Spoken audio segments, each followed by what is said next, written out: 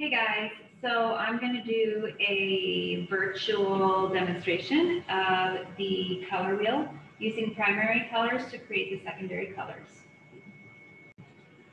Okay, so the first thing I want to say is if you do not have paint, it's okay to use color pencils to create a color wheel. You can still mix the primary colors to create the secondary colors.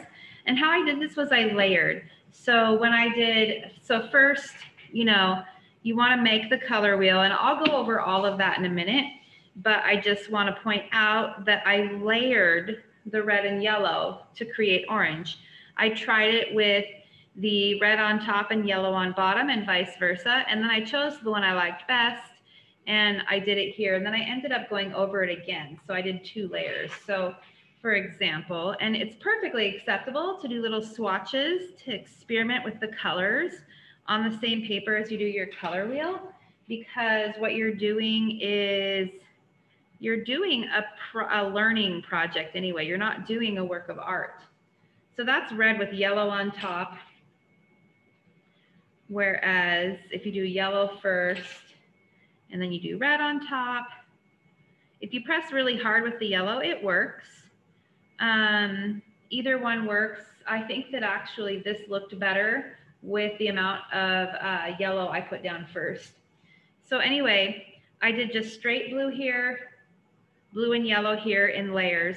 This is super messy. I did it very quickly in a demonstration. So don't look at that and think, oh, I can do messy work, but rather, oh, this was a demonstration that she already completed.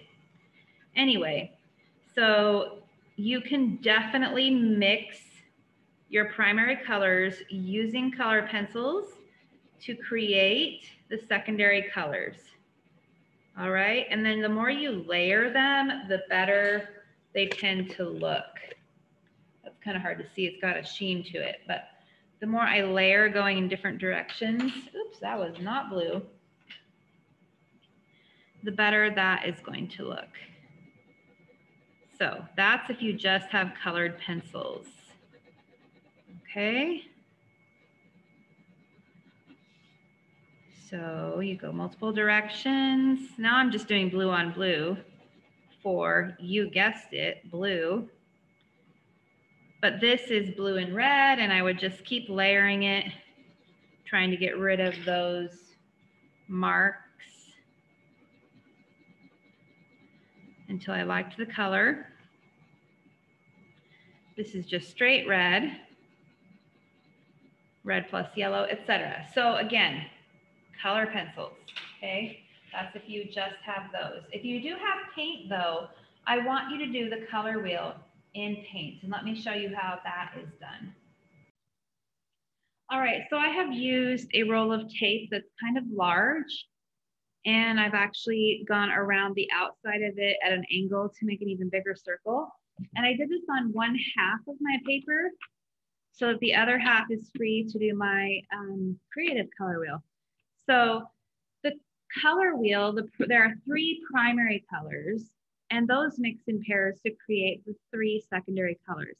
So that equals a total of 6. So to divide this evenly into 6, I would just cut it in half, okay? And then that's not exactly in half, but it'll do. And then you just wanna divide each side into thirds.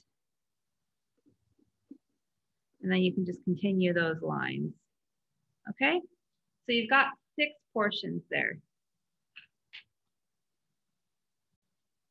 So just to help me keep track, I'm gonna go ahead and label each piece of this pie here, that is the color wheel, with the correct color. So the primary colors are spread out. So you've got red, yellow, and blue. It doesn't really matter which goes where, as long as there's a space between each one, it works out. So you can actually do this with watercolor or with acrylic, and there's different ways to do each. So with watercolor, I have my Prang watercolors here. If you happen to be using the Target brand watercolors, you're going to get a very pastel version of the color wheel, in which case you might actually find it's better to do the colored pencil version. But either way, as long as you're mixing the secondary colors, that's what matters to me. I don't want you to use orange, green, and purple for this. I just want you to use the primary colors to mix the secondary colors. So with watercolor paint, you want a soft brush. Okay, you don't want a really stiff brush like you would with acrylic paint. You want some water, which is over here. Just in a regular, just maybe like a rinsed out jar or something like that. And then you just want a napkin or a rag. And of course the paint. So I'm gonna start with yellow because I don't want to ruin the yellow paint, and it's the fastest to get ruined if you accidentally mix other colors into the yellow. So I'm going to start with yellow. I'm just going to put some water in the yellow tray here, get a good amount on my brush. Maybe if I have like, if it's just absolutely dripping, you want to just like tap it off on the paper, but mine looks pretty good. I'm going to go in here and just paint my yellow. Okay, pretty basic stuff. If you run out of paint, you just go back and get more. If the paint doesn't flow smoothly, that means that you aren't using enough water. If you're gouging it out, then you're not using it, the water part of watercolor, and it's not gonna work as well. Okay, so between every single color, you wanna rinse your paint. Okay, so what I'm gonna do next is I'm going to put down the blue, okay? So I rinse my brush, tap it out, get some water in the blue well over here. It looks dark, but as soon as you put water in it, it starts to lighten up and you can see. So you can see I have a little bit too much water there on my brush. Dab that off, go back there and get some more of that paint. There we go. All right, and if it's making little pools on your paper, it's no big deal. It's just part of getting used to each brand and getting you know different brands of watercolor are a little bit different. And you can spread it around like I just did. So there we have a blue.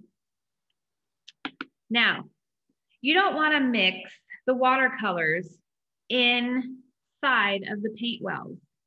If you have your own watercolor set, sometimes people will use this part over here to mix paint. And I'm not going to stop you, but for me, I prefer not to do that because this is the school set, and with my home set, I don't want this to get super gross.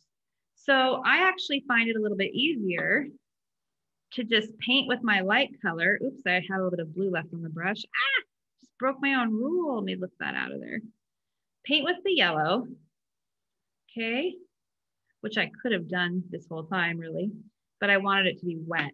And then just rinse off the brush and then just grab some blue and throw it in there while it's still wet. And smooth it around. All right. So now this paper that's in the paper pads, I can tell it doesn't like to have too many layers. So you don't want to do like a third color there. Just dab some of the extra off. And there you have it. So there is a green. All right. So of course I'm going to do the same thing with my yellow and red, but this time I think I'm going to put the red down first. So since I know red's going to go here and I know it's going to go in the ones next to it, I'm just going to start by putting this red down. Try a little bit blue in tone. Okay. And then I'm going to just go ahead and continue it into this one right here. But I don't want to put like a ton of red paint into the one that's going to be orange because red is much, much, much stronger than yellow. Okay, so I'm going to come in with the yellow on top and just, you want to rinse your brush between every single time it touches the other color. Otherwise, you're going to ruin your tray like I did a minute ago. Okay. So there's the orange. Okay. You can see in the middle, it's actually much nicer than on the sides. But this is just a learning and experimenting with the paint exercise. Okay, so I'm going to do the red. And you could try, you know, over here, you could try putting red down and then blue on top, and then switch it out and put blue down and then red on top and see which one you like better. I think I like the blue with the red on top, but I already started here. I'm going to put the blue down here. So blue, blue, blue, blue, blue moon. If you didn't mute this video right then, congratulations on your fortitude. All right, there we go. You can see the red and the blue mixing to make purple. Okay, so if you do a lot of brushing on this paper, it's going to start to come like pill up. So you want to be really careful about that. But there you have it. I have made a complete color wheel with red, orange, yellow, green, blue, and purple using just the 3 primary colors. And that is your first assignment. For your second assignment, you're going to do a creative color wheel, which you can find out more about by going to Google Classroom and then clicking, sorry, here, hold on a second, and then clicking into the creative color wheel assignment, and you'll see plenty of examples. All right, so go forth and make art.